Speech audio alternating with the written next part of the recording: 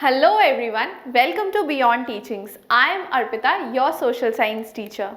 So आज का जो हमारा टॉपिक है वो क्या है, आप यहाँ देख सकते हैं एग्रीकल्चर है, जो NCERT बुक का चैप्टर 4 है. So आज हम लोग एग्रीकल्चर को स्टार्ट करने से पहले कुछ दूसरी बात ही करते हैं, ठीक है.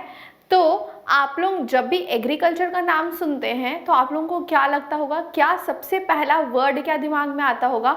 खेती बाड़ी, गांव, खेत, गाय भैंस, फार्मर्स, यही सब शायद आता होगा.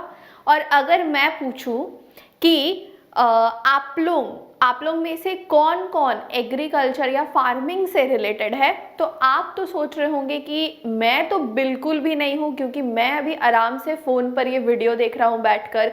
मेरे पापा ऑफिस गए होंगे, मेरी मम्मी काम कर रही होगी, या फिर मेरी मम्मी भी वर्किंग है, वो भी कहीं काम करने गई होगी. तो आप ज़रूर ये सब चीज़ें सोच रहे होंगे, राइट. लेकिन हमारे यहाँ ऐसा कोई भी इंसान नहीं है जो एग्रीकल्चर या फार्मिंग से रिलेटेड ना हो. क्यों? अब आप यही सोच रहे होंगे क्यों. हमारे यहाँ ऐसा कोई भी इंसान नहीं है जो एग्रीकल्चर से रिलेटेड ना हो. तो आप सोच रहे होंगे क्यों, मैं तो नहीं हूँ. लेकिन ऐसा नहीं है, हमारे यहाँ हर कोई एग्रीकल्चर से रिलेटेड है. कैसे, मैं बताती हूँ. आप ज़रूर सुबह उठ कर कुछ ना कुछ नाश्ता किए होंगे, राइट. या तो ब्रेड, या तो पराठे, या तो पास्ता, मैगी, वटेवर, कुछ भी किए होंगे, राइट. तो अब ये आता कहाँ से है? हमारा जो प्राइमरी प्रोडक्शन है, प्राइमरी सेक्टर है, वो क्या है? एग्रीकल्चर ही तो है, राइट. तो हम कुछ भी अगर खाते हैं तो वो अल्टीमेटली कहाँ से आता है? फार्म्स से, राइट. एग्रीकल्चर से ही आता है. सो हम यहाँ पे जो भी है, जैसे भी हैं, अगर हम यहाँ हैं तो वो किस रीज़न के वजह से? खाने के रीज़न के वजह से तो डेफिनेटली है, क्योंकि हम लोग खाते हैं तो एनर्जी मिलती है. लेकिन वो खाना किधर से आता है? एग्रीकल्चर से, ठीक है, फार्मिंग से. सो आज जो हमारा चैप्टर है, जिस बारे में हम लोग बात करेंगे, वो क्या है? एग्रीकल्चर. अब हम इसमें ये बात करेंगे कि पहले के टाइम पे कैसे एग्रीकल्चर हुआ करता था, अभी के टाइम पे कैसे हुआ करता है, या फिर इसके बाद जैसे जो बिजनेस वगैरह है कैसे हुआ है, ये सब हम लोग डील करेंगे इस चैप्टर में. और ये भी बातें करेंगे कि जैसे क्रॉप्स है, फूड क्रॉप्स के साथ साथ क्रॉपिंग जो पैटर्न होता है, क्या क्या किस किस टाइम पे क्या क्या क्रॉप्स होते हैं, ये सब डिस्कस करेंगे हम लोग. और किन किन क्रॉप्स को हम लोग कहाँ कहाँ हमें मिलता है वो चीज़. प्लस फूड क्रॉप्स के साथ ही नॉन फूड क्रॉप्स जो होता है, जो हम लोग खाते नहीं हैं लेकिन उसे कल्टीवेट किया जाता है, तो उस बारे में भी हम लोग डील करेंगे इस चैप्टर में. तो चलिए आज का सेशन स्टार्ट करते हैं, और आज के सेशन में देखते हैं हम लोग क्या क्या बातें करेंगे. So let's get started. See, types of farming. सबसे पहला जो आपका टॉपिक होगा वो है टाइप्स ऑफ फार्मिंग. आपके एग्जाम में ये डेफिनेटली आ सकता है कि what are the types of farming in India, या फिर ये भी आ सकता है कि दो डिफरेंट टाइप्स ऑफ फार्मिंग के बारे में आप डिफरेंस बताइए, या फिर कोई भी एक फार्मिंग, जैसे यहाँ पे है प्रिमिटिव सबसिस्टेंस फार्मिंग, उसको एक्सप्लेन कीजिए. आप ऐसे क्वेश्चंस आपके एग्जाम में आ सकते हैं, ठीक है. सो स्टार्ट करते हैं हम लोग क्या? Primitive subsistence farming. So what is primitive subsistence farming? ये वर्ड जो है प्रिमिटिव जो है, ये मैंने ग्रीन कलर इसीलिए चूज किया क्योंकि हम फार्मिंग के बारे में पढ़ रहे हैं, ठीक है. सो प्रिमिटिव फार्मिंग, प्रिमिटिव जो है ये जो वर्ड है, ये इससे हम क्या समझते हैं? हिंदी में इसका मीनिंग क्या है? प्राचीन, मतलब बहुत पुराना. इसका मतलब है प्राचीन, ठीक है. तो क्या है? सो ये जो वर्ड है primitive, what does this mean? ये जो वर्ड प्रिमिटिव है उसका मतलब है प्राचीन. हिंदी में इसे कहते हैं प्राचीन, ठीक है. और इंग्लिश में इसका मतलब है बहुत पुराना, ठीक है. पुराने टाइम का जो फार्मिंग होता था वो कैसा होता था? Primitive subsistence farming. अब पुराने टाइम पे अगर आप लोगों के दादाजी, परदादाजी या नाना जी, ये लोग अगर रिलेटेड है फार्मिंग से, तो आप लोगों को पता होगा कि एग्जैक्टली कैसे फार्मिंग हुआ करता था. लेकिन यहाँ पे जो है, तो मैं यहाँ पे बताऊंगी कैसे फार्मिंग किया करते थे पहले के time. Primitive subsistence agriculture is practised on small patches of land. जो आप अगर ट्रेन से कभी जाते होंगे तो आप देखते होंगे सेक्शंस डिवाइडेड रहते हैं, राइट, सेक्शंस डिवाइडेड रहते हैं, अलग अलग लैंड, ठीक है। तो पहले के टाइम पे क्या होता था ना कि ऐसा ही सेक्शंस डिवाइड किया जाता था हर किसी के लिए, ठीक है। जो भी लैंड ओन करता था या फिर अगर कोई लैंड ओन भी नहीं करता था लेकिन वहाँ पे बोरो करके वो काम करता था तो उन्हें भी वैसे लैंड देते थे सेक्शंस, और उनमें क्या होता था, उनमें वो लोग फार्मिंग करते थे।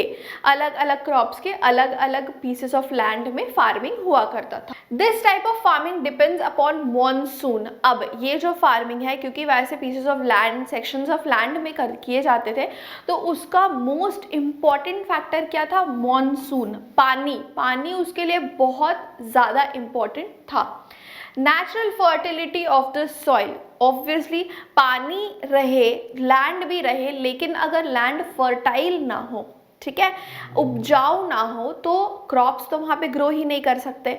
तो फर्टिलिटी ऑफ द लैंड भी बहुत इंपॉर्टेंट है, किसके लिए, प्रिमिटिव सब्सिस्टेंस फार्मिंग के लिए। Availability of the environmental conditions. अब दूसरे इन्वायरमेंटल कंडीशंस जैसे मॉनसून के टाइम पे अगर बारिश ना हो, बहुत धूप रहे, ऐसे अगर होता था तो क्या होता था, उनका जो क्रॉप्स था वो ग्रो नहीं करता था, क्योंकि ये प्रिमिटिव प्राचीन टाइम पे यही एक फार्मिंग का तरीका था जो कि पूरा तरीके से हम किस पे डिपेंड हो जाते थे, वेदर पे डिपेंड होते थे, ठीक है।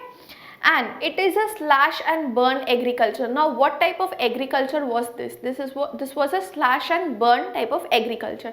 अब slash and burn क्या होता है, जैसे forests, अगर यहाँ पे forests होते हैं, ठीक है, अब पहले के टाइम पे forest को क्या किया जाता था, slash, मतलब trees को कट कर दिया जाता था, ओके।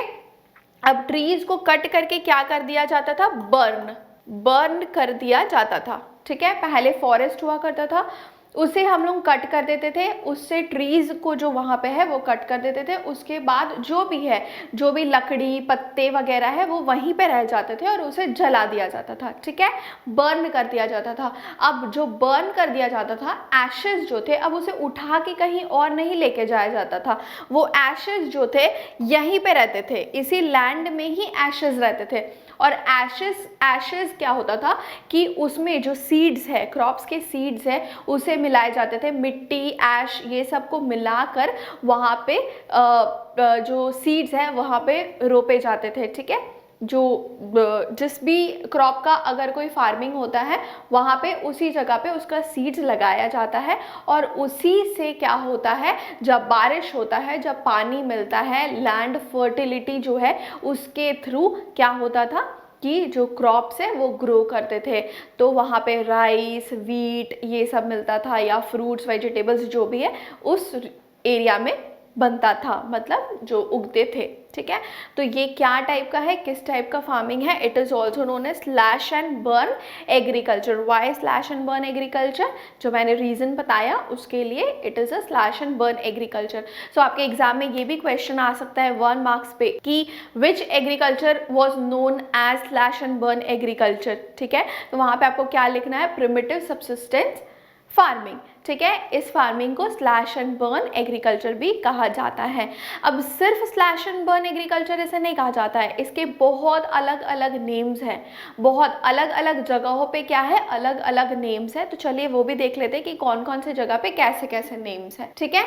सी, अब यहाँ क्या है, झूमिंग जो है इसी सेम स्लैश एंड बर्न वाले जो प्रिमिटिव सब्सिस्टेंस फार्मिंग है, तो उसे क्या क्या अलग अलग जगहों पे क्या क्या नाम दिया गया है। तो झूमिंग भी वही है, इसे क्या कहाँ पे झूमिंग कहा जाता है, नॉर्थ ईस्ट स्टेट्स में। नॉर्थ ईस्ट स्टेट्स किधर में, आसाम, मेघालय, मिजोरम एंड नागालैंड। तो आपका क्वेश्चन ऐसे भी आ सकता है, where was the name jhuming given for the agriculture, या फिर in which place was the agriculture jhuming was done, ठीक है। तो क्या हो जाएगा, north east states, Assam, Meghalaya, Mizoram and Nagaland, ये सब जगहों पे क्या है कि the agriculture is known by the name jhooming. Now next is Pamlou in Manipur. Manipur में क्या कहा जाता है, Pamlou. Then is Deepa in Bastar district of Chhattisgarh and Andaman and Nicobar islands. जो ये नाम है यहाँ पे ये किधर पे कहा जाता है, ये अंडमान एंड निकोबार आइलैंड्स में कहा जाता है और छत्तीसगढ़ में कहा जाता है, ठीक है। देन मिल्पा, मिल्पा अब कहाँ, ये तो हो गया इंडिया, ये सब इंडियन नेम्स है, मतलब इंडियन स्टेट्स में इसे कहा जाता है। और milpa in Mexico and central America. अब यहाँ पे भी क्या होता था, प्रिमिटिव सब्सिस्टेंस फार्मिंग और स्लैश एंड बर्न फार्मिंग, जिसको वो लोग क्या नाम से बोलते थे, मिल्पा, ठीक है। मिल्पा कहा जाता था किधर पे, मेक्सिको एंड सेंट्रल अमेरिका में। देन कोनुको इन वेनेजुएला, ठीक है, वेनेजुएला में क्या कहा जाता था, कनुको। रोका इन ब्राज़ील, ठीक है, ये सब सारे क्या है, वर्ल्ड में अलग अलग नेम्स है। कोनुको इन वेनेजुएला, रोका इन ब्राज़ील, ये सब सारे क्वेश्चंस आपको 1 मार्क्स में आ सकते हैं कि वेनेजुएला में क्या नाम से कहा जाता था, स्लैश एंड बर्न फार्मिंग को या फिर प्रिमिटिव सब्सिस्टेंस फार्मिंग को, ठीक है। ये सब जो नेम्स है वो बहुत इंपॉर्टेंट है आपके जो एग्जाम पॉइंट ऑफ व्यू से, ये नेम्स जो है बहुत इंपॉर्टेंट है, आपको ये याद रखना पड़ेगा। Masole in Central Africa, Central Africa में क्या कहा जाता है, मसोल। लदांग इन इंडोनेशिया, इंडोनेशिया में लदांग कहा जाता है। एंड रे इन वियतनाम, ठीक है, वियतनाम में क्या कहा जाता है, रे। अब बेवार और दाहिया इन मध्य प्रदेश, ये फिर इंडियन, ठीक है, इंडिया में ये वर्ल्ड, ठीक है। बेवार और दहिया इन मध्य प्रदेश, एमपी में क्या कहा जाता है, बेवार और दहिया। अब पोडू और पेंडा इन आंध्र प्रदेश, आंध्र प्रदेश में क्या नेम से बोला जाता है, पोडू और पेंडा। अब पामादाबी और कोमन इन ब्रिंगा इन उड़ीसा, उड़ीसा में किस किस नाम से, 3 नेम से कहा जाता है, क्या, पामादाबी, कोमन और ब्रिंगा। तो अब ये भी आपसे पूछा जा सकता है कि ओडिशा में जो नेम है, जो प्रिमिटिव सब्सिस्टेंस फार्मिंग है, जिसका नाम जिसे ब्रिंगा कहा जाता है, उसका ही अलग नाम और क्या है और किस नेम से वहाँ पे बोला जाता है। तो your answer will be either Koman or Pamadabi, ठीक है। Next is Kumari in Western Ghats, Western Ghats में क्या कहा जाता है, Kumari. Valre or Walter in south eastern Rajasthan, south eastern Rajasthan में, राजस्थान के जो साउथ ईस्ट पार्ट में है वो क्या नाम से बोला जाता है, वॉलर और वॉल्टर, ठीक है। Khil in the Himalayan belt, Himalayan belt में इसे क्या कहा जाता है, खिल। एंड कुरुवा इन झारखंड, झारखंड में इसे कहा जाता है Kuruwa. So this page is very important from the exam point of view, ठीक है। आप लोगों के एनसीईआरटी बुक्स में भी ये पूरा एक सेक्शन अलग से साइड में दिया हुआ है बॉक्स बना के, दिस इज़ वेरी इंपॉर्टेंट, आप लोगों को ये याद रखना होगा।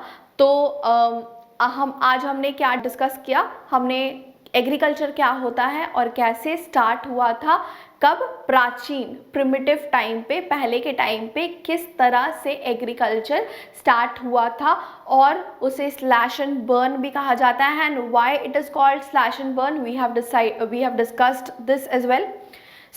और ये जो नेम्स है, अलग अलग नेम्स अलग अलग स्टेट्स में और वर्ल्ड के भी अलग अलग कंट्रीज़ में कहा जाता है। ये नेम्स जो है वो आप याद रखिएगा। एंड नेक्स्ट जो सेशन है वहाँ पे हम और भी दूसरे टाइप्स के जो फार्मिंग होते हैं, जैसे कि सब्सिस्टेंस फार्मिंग, ये सब जो है, ये सब हम डिस्कस करेंगे दूसरे सेशंस में। आई होप आप लोगों को ये सेशन अच्छा लगा होगा और आपको ये समझ आया होगा। और अगर आपको कोई भी डाउट होता है तो आप कमेंट्स में पूछ सकते हैं। And thank you for watching and like the video and subscribe to the channel. Thank you.